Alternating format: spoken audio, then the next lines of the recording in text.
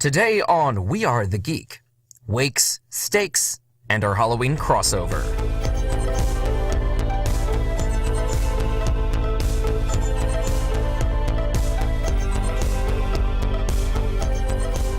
Greetings and beatings, listeners, and welcome to the Chroniclers of Darkness. I am Uncle Yo, and so you know, the show is a go. Thanks for downloading, thanks for listening. Bit of a switch up today. We normally reserve the post-mortem chronicle updates for the feed exclusively at the Libsyn feed at libsyn.com/wearethegeek. But it's the most wonderful time of the year, Halloween, so we're slapping it on YouTube as well. Today is a massive crossover episode featuring characters, conspiracies, and callbacks and conclusions from all three of our previous arcs. If you wish to reacquaint yourself with the voices, the characters, please start at the beginning, which was earlier this summer at episode 1 of Tombstone Kings of Queens, Graveyard Shift. I think it was Graveyard Shift. That's our Geist the Sin Eater miniseries. So before the scales, blood, and fur starts flying, let me personally thank you. To all of our listeners, all of the supports via word of mouth, the reposts, all of our Patreon supporters alike, thank you for letting me scratch this growing itch for horror storytelling and RPGs.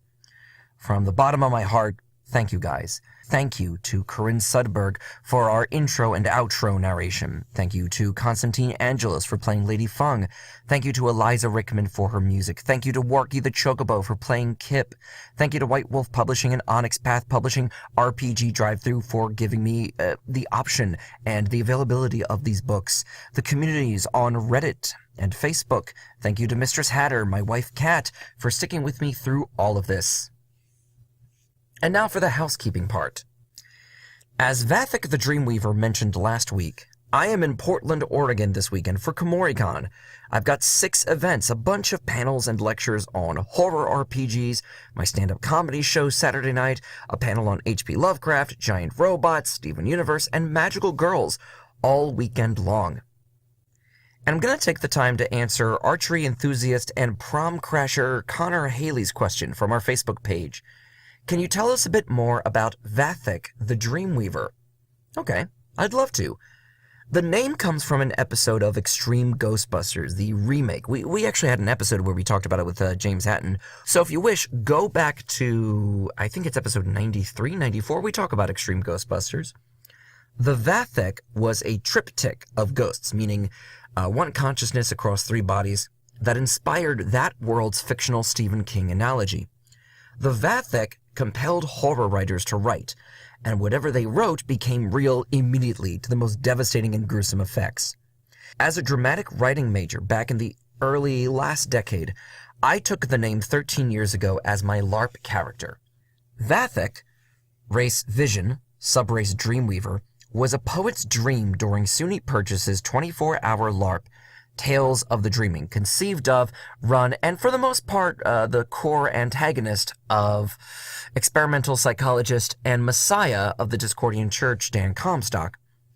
Over my 3-year stint of playing the character, Vathek would claim compassionate neutrality while playing both sides of the Vision-Fae civil war that rocked our campus, rejecting the offer to become Dream Shaper Supreme. The character involved a voice similar to Richard O'Brien's Riff Raff from the Rocky Horror Picture Show. A slight English accent, very nasally, yes. I walked around campus sporting a leather Scapino Commedio dell'arte mask that I bought in Old City, Montreal, a black hood and a cowl, and foot-long red claws that protruded through my fingers, shaped like dildos, because it was all open and closed cell foam and red duct tape. I always wanted to bring him back, since I walked him off into the mists with his Fae counterpart and secret rival, Duncan, played by my friend Mike Umile back in the day.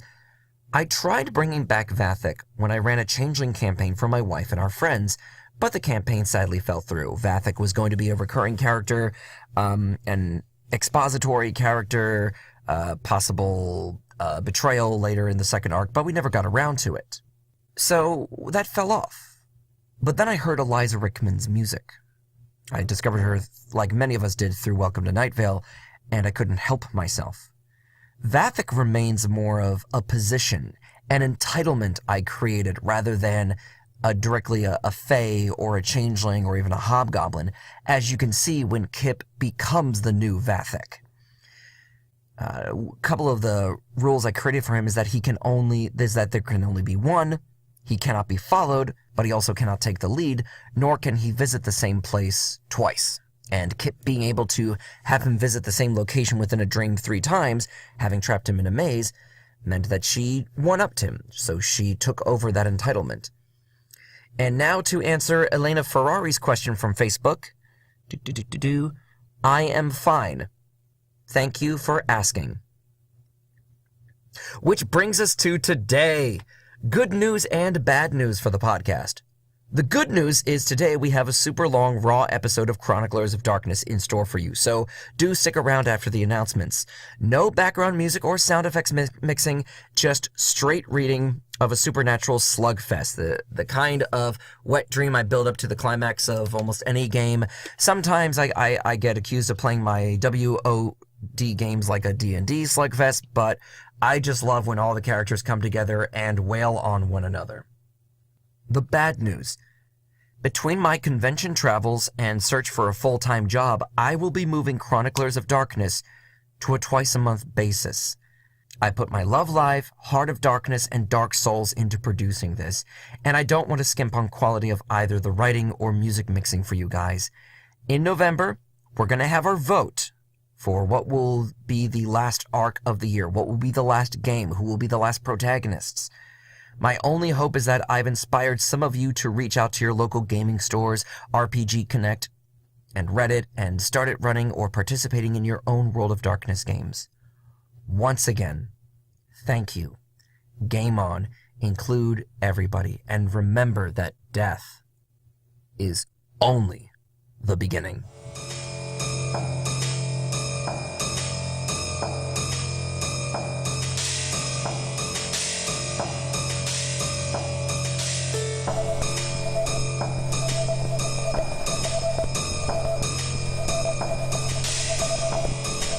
The following is a recording. It was collected by members of a compact during the raid of Mount Sinai Hospital in Queens, New York, after the events of Halloween 2016. If you have any further clues as to the identities of the monsters and wolves in sheep clothing mentioned, please reach out to any contacts you have within Network Zero. May God smite the wicked and guide mankind out of the darkness.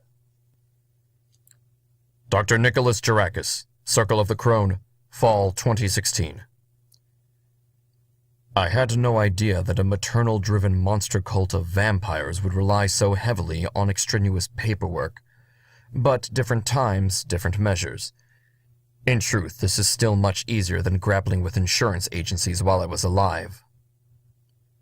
The evening of Monday, October 24th, a young girl checked herself into Mount Sinai Hospital, claiming severe hallucinations, and demanded solitary confinement and a psychological profile.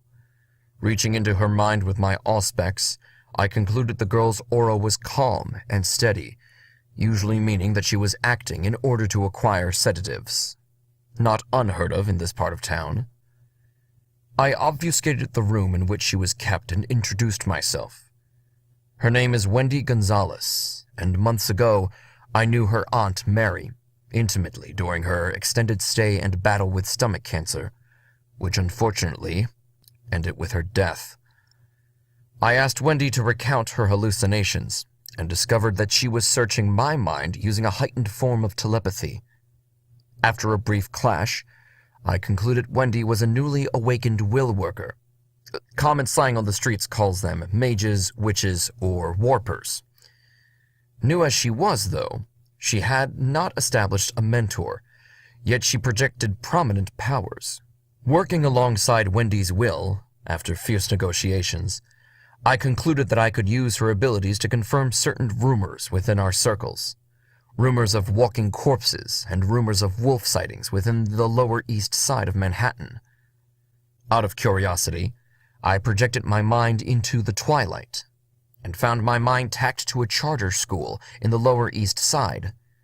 By holding Wendy's hand, I asked her to take my projection to the charter school. Within the realm of twilight, The charter school rested in a black, viscous moat of death energy. Auras of people inside and passing by the building became tainted with despair and murderously hungry tendencies. Their auras flickered and flared wildly. Spirits of rats, both real rats and the symbols of, scurried under the building, gnawing at concrete, PVC, and copper piping alike. We tried reaching further into the charter school, trying to find a source for the death stain, and we were met with a prominent force which looked directly back at my projected consciousness and, with a gesture, severed me. Our combined effort had left Wendy dehydrated, and she complained of painful migraines. I woke back in the hospital, my forehead sweating droplets of blood against my will. Wendy asked me what we had seen and how real it was. Without breach of masquerade, I ordered a nurse to extend Wendy's stay to indefinite, and I told her the truth, that we were witnessing an unhealthy marriage of two worlds, and the threat was very, very real. Thanks for tuning back to the Midnight Express, listeners. Robbie Crutch here. Tuesday, October 25th, and now for your weekly dosage of live Deadhead radio. Yeah, I know. It's nice to be back, too. Let's get right into it. Confirmed sightings of people dressed as clowns are coming in from certain LIRR stations. Jamaica Station, Babylon, and in neighborhoods bordering Prospect Park in Brooklyn. All crews of Sin Eaters are asked to keep their eyes peeled and focus efforts on subduing and capturing the dime a dozen Pennywises rather than engaging verbally. Right before we started recording, we got a hot tip from the right hand of Hades crew. Hi, Dominique. That a comparable death stain is forming around the Court Square area in Queens, spanning between 44th Road and 46th all the way to... Holy shit, that can't be right. That's 4 city blocks. To 21st Street and Vernon Boulevard. This is the second block-sized death stain since Monday's ongoing thing from the Lower East Side. 2 is a coincidence, 3 is a pattern. If a third death stain appears, let's hit it at the epicenter, people. I'm gonna send some people to check it out. Before we take a break, on a more personal note, is anybody's Geist screaming at all hours? Please call in. Something about an unfallen soldier. Anybody else hearing stuff like that? Rumors? I tried focusing on it through my Geist, but all I get's a headache and a flash of white hair. Oh, okay. I have a feeling this is one of you trying to call me now. Unknown number. Sorry for the one-sided conversation. Hello? Yes, this is Robbie. You're live on the Midnight Express. Feels fine, actually. I'm happy to be back. You think you know the cause of the death stains? Well, Leslie, yes. Despite our last few encounters, I would like to talk to you face to face. How about you name a time and a place, and we settle this once and for all? I want to say it was back on Monday the real problem started. My neighbors were having the same problems I did. All their fruit was black mush by the time they got it home. How can you tell with organic kale, right? But they were right. Bottles of wine becoming straight vinegar, my succulents composting in front of me. A lot of autumn courtiers are trying their seasonal contracts. Nothing sticking. They tried locking it in time, pulling fresh fruit out of someone's dreams, full harvest or reverse rotting. Everything's coming apart. Food's gonna be getting scarce real quick. Couldn't even get a couple of eggs downstairs. The whole floor of the deli was covered in chirping yellow chicks. Real problem is the goblin fruit. That's rotting as soon as we bring it out of the hedge. The hedge itself, that's dampering. It's getting darker. Thick briar patches overtaking well-used trods and poison oak that seems to form a web above any form of light. You can practically hear it growing and twisting. Just furry poison oak, far as the eye can see. I rescued some pale pretty boy from the hedge not too long ago as a favor, which means borders are starting to blur as well. Wolf-blooded friend tells me that that means bigger things are going to start oozing through. So more people are gonna start poking around, getting curious. Autumn Court's got their hands full of this killer clown conspiracy bullshit. Maybe they're generating more fear than the population can handle, more than the weird is seasonably comfortable with. We all know the Scarecrow Ministry gets their chubs hard for Halloween, so it's probably just them. Or maybe that rumor that Tom Bourbon got poached by a couple of human hunters is more accurate than I want to believe. Humans are dangerous. They want to learn everything about you just until they get close enough to shoot you. It's none of my business, but... Wednesday, October the 26th. I'm not sure I like the new guy. His name's Judah. He's a Ventru from the Carthians, like I am. But he doesn't secretly plot to overthrow the prince, like I do. And I think he's still upset when I crashed the car just so he'd fly through the windshield. It's fine. He's a Ventru. He can take it. This place is getting creepier. The lack of clean food is making feeding for us even more difficult downtown.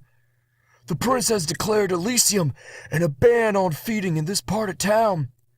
Last 2 nights, I've seen people leap onto the subway rails to snatch a rat and tear its head off in their teeth. They look back at me, deranged and pale and still hungry. This psychic pit seems to be extending into people, giving them an emptiness that they cannot be filled. Tonight, I drive Judah and Cedra to a charter school at the base of the NYU village, and already I hear my beast scraping to get out, screaming at me to run. Soon as I get out of the car, I try summoning a nearby rat to act as reconnaissance. The street becomes a shaking, undulating deluge of shadows as a wave of rats spew from the grates alongside the entire street. People are screaming and running or getting swept under and dragged under cars. A living carpet of hundreds of rats turn their red eyes to face us and charge at us. Judah and I both raise our hands and use our animalism to tell the rats to flee. And it's not working, which is bad. I know I didn't do this. I only wanted one rat. We rush back to the car, and I peel toward the charter school, ready to find out what's inside.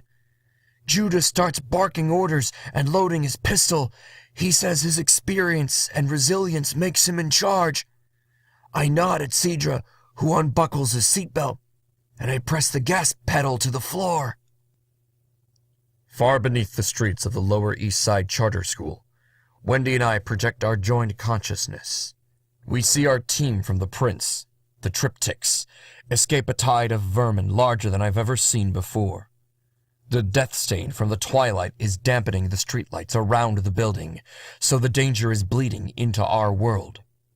Beneath the streets, I see a pack of werewolves get buried beneath a literal wave of rat teeth and flesh, all merging together and moving in sync. The pack of hunters unload their shotgun rounds at the swarm to no effect. But just before the hunters get consumed, the wolves emerge from the vermin and grab the hunters. In an act of cooperation I hope to never see again, wolves and hunters act together to detonate packs of C4 and collapse the tunnel beneath the building that they share. The humans cling to the furry sides of the massive wolves as both teams scramble to escape the collapsing brick school. The black stain of decay around the school flares up in my astral sight. I press to readjust my psychic focus with Wendy's help. Just before the Triptychs crash their car into the side of the building, launching their new Ventru lackey through the windshield, which didn't seem necessary, I sense that leveling the building was the signal that someone was waiting for. A city's worth of rats, dead within minutes. The death energy now glows in the realm of twilight, pulsing like a beacon. My crew and I stand outside the Court Square station, by the diner that's in the Jessica Jones show that's on Netflix. I start to get a headache. My whole crew can't quite grasp what's happening to the city blocks in front of us. Like a wall of gray filtering your sight. We step inside, all together. Me, Nix, Chandra, Pura, and some really tall scraggler we picked up at Mount Zion Cemetery a little bit ago. Or should I say he picked me up when he rescued me from that Russian son of a bitch. He wants us to call him Mr. Midnight. He's not a sin eater, but he can see and summon ghosts as well as we can. Seems to take a punch pretty well too, so I figure the more the merrier. Hard to get a read on the guy. Half the time he looks like a honky-tonk Native American Johnny Cash. The other half of the time he just looks drier and deader than beef jerky. So you see, this was Friday, and we couldn't put off investigating the death stain anymore. Every building in this square was more in the twilight than it was in Earth, like the whole city block was shifting. We each counter-possessed our Geists and entered the twilight. Now, every apartment building we entered, the people, they were morose, they were moaning, lethargic and skinny. Half of them didn't even react when we passed them and tried to talk to them. One man looked half decomposed in his armchair, the bottom half of what looked like an eaten rat resting in his lap. So seriously, how long has this area been like this? Why haven't any of our people noticed it? Did Twilight just move in overnight? Investigating brought us practically nothing. Car batteries were all dead, lights dimly flickered, phones were dead, air was just unnaturally chilly. Whole buildings reeked of musk, dust, and shit. Human shit. And something else. We had a lot of ground to cover and not a lot of time. One building was practically swarming with ectoplasm, covering it like a black film. So, we decided that was our epicenter. That was where we would attack. But as soon as Nix drew the symbols on the ground and tried the purification ritual, the ghosts started appearing. Ghosts were vaguely humanoid, but most of them were wearing people-like skin suits, charging them at us. Spirits shaped like bulls came charging through the walls. Mr. Midnight seemed to bring a whole battalion of friendly ghosts to him to surround Nix and the Black Bone Daddy so they could keep casting. Soon as they got close, Midnight pulls out this old oak staff and slams it on the ground. The sidewalk transmutes into liquid concrete and launches stalag somethings, spikes from the ground, you know what I'm talking about. But the ghosts also had to get through me first. I summoned the General Saber and coated it with my own blood. Between the sword and the rage, I softened them up for Callie. She was sheathed in her pyre flame, and she swung a moving van using her Geist and her telekinesis. Chandra surrounded us in ghostly crows for distraction. Then she and the drowned girl went hog wild with her new machetes.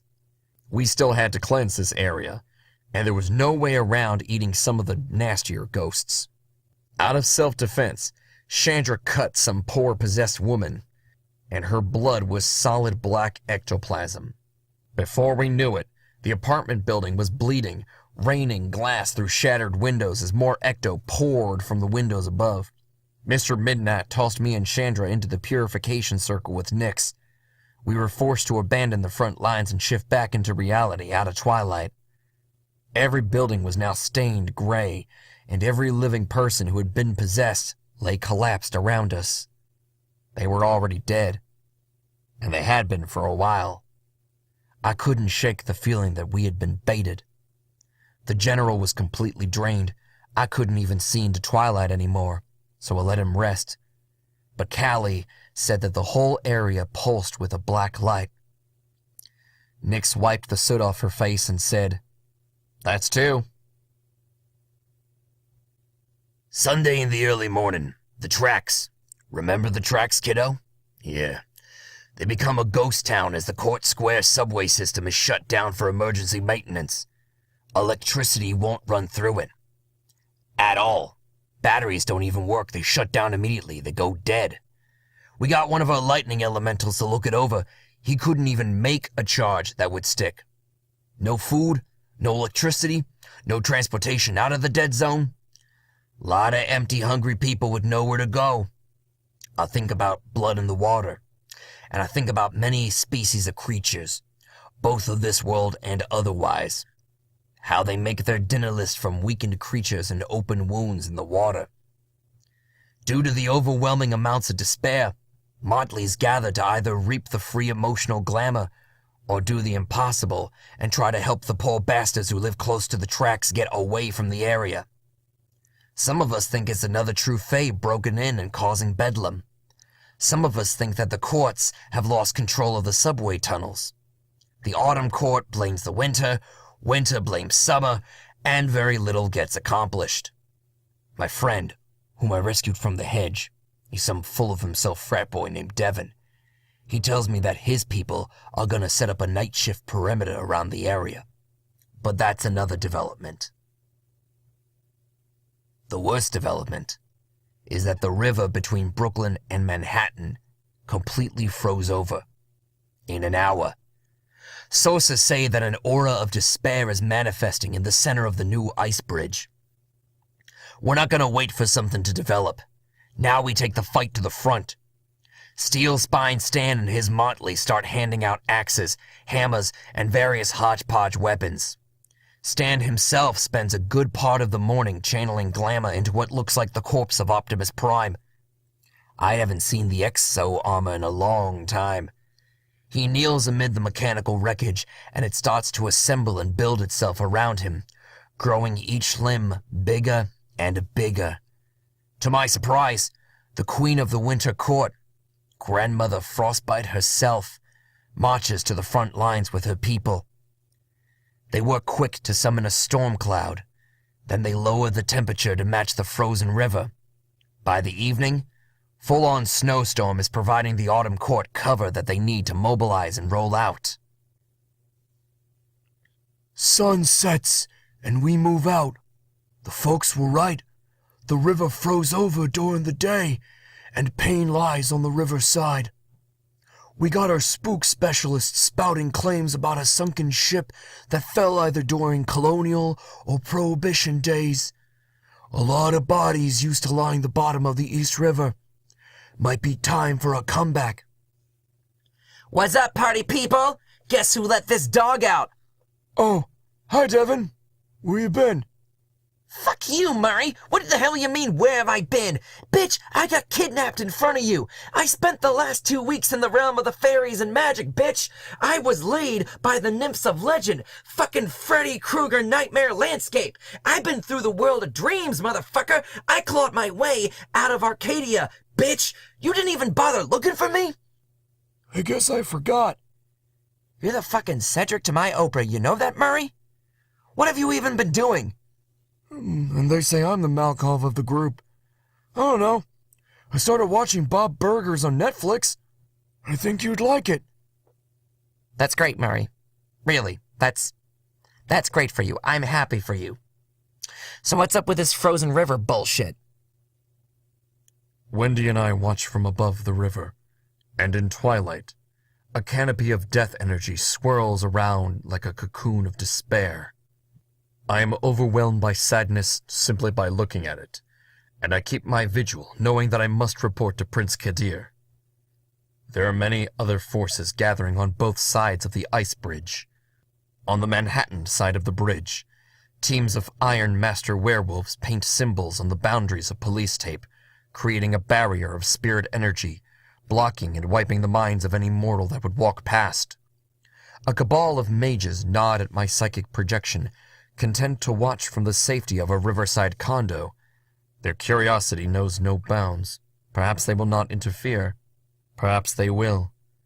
On the Brooklyn side, a clunky pickup truck bravely crashes toward the scab of death energy, driven by people who appear dead but not. Each of them are riding shotgun to 2 souls at once, a human soul, and things not so human. Their truck escapes reality, and I can no longer see them through the darkness. Within my vision, runes of glowing blackness appear within the frozen river.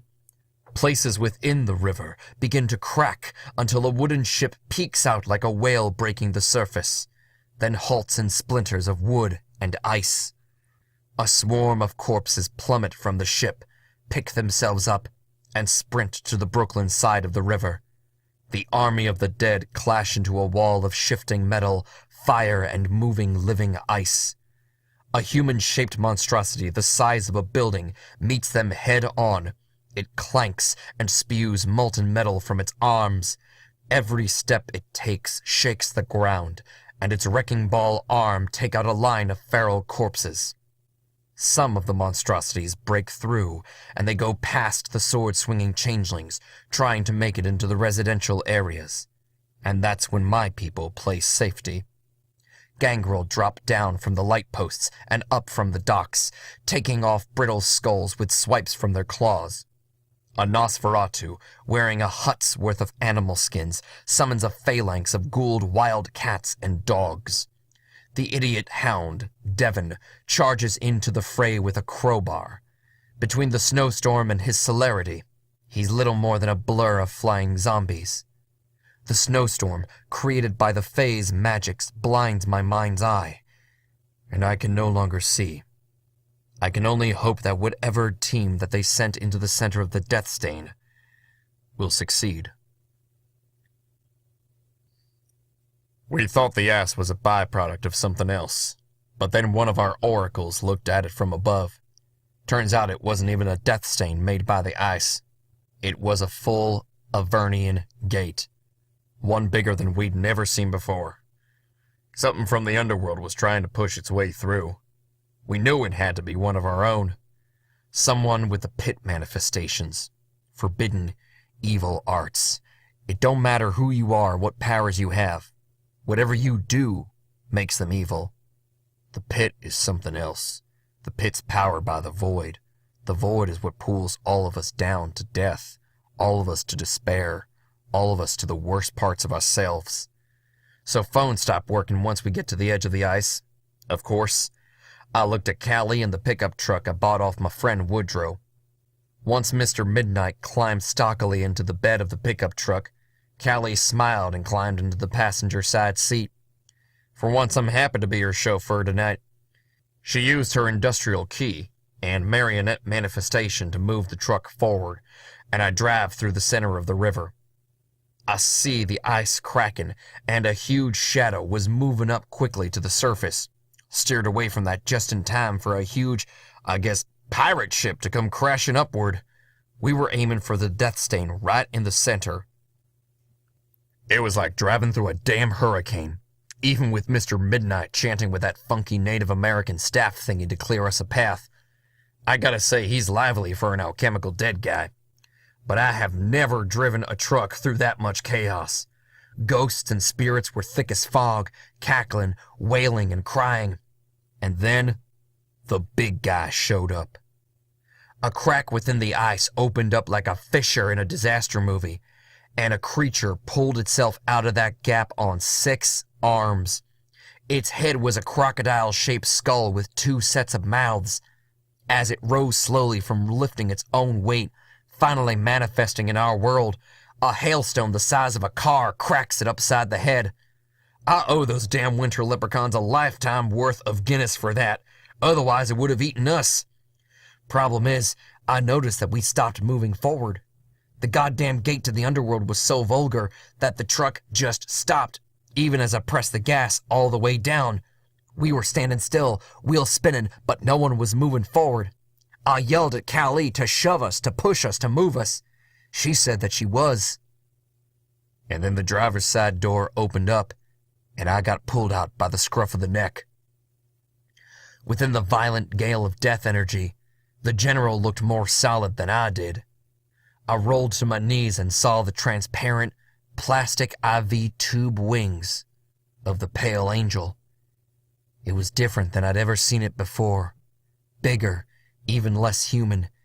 It howled from a collection of 7 heads, each with 7 leathery holes for mouths or eyes.